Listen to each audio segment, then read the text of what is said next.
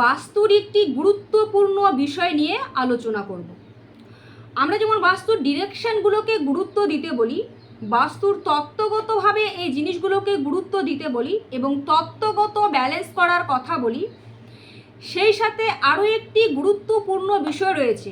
এই তত্ত্বগত বিষয়গুলো এবং অবজেক্টগত বিষয়গুলো তো সবার পরে আসে, কিন্তু সবার প্রথমে যে বিষয়টি আসে সেটি হচ্ছে আপনি যে প্লটে অথবা যে জমিতে বাড়ি করছেন অথবা ফ্ল্যাট করছেন সেই জমির আকৃতি কেমন হওয়া উচিত।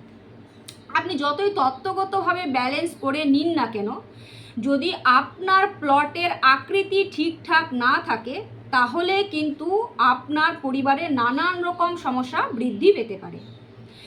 যেমন আমাদের বাস্তুশাস্ত্র মতে দুটো প্লটকে ভীষণই গুরুত্বের সাথে দেখা হয় এবং এই দুটো প্লটকে ভীষণই শুভ বলে মনে করা হয়। সেটি হলো একটি আয়তকার প্লট। যদি কোনো বাস্তুতে আয়তকার একটি প্লট থাকে তাহলে কিন্তু সেই পরিবারের সুখ ও সমৃদ্ধি বৃদ্ধি করে। আরও একটি প্লট রয়েছে, সেটি হচ্ছে বর্গাকার। যদি কোনো বাস্তুতে বর্গাকার কোনো প্লট থাকে তাহলে সেই বাস্তুর যে মালিক হন ওই মালিকের জন্য কিন্তু এই বর্গাকার প্লটটি ওনার জীবনে সুখ ও সমৃদ্ধি বয়ে নিয়ে আসে।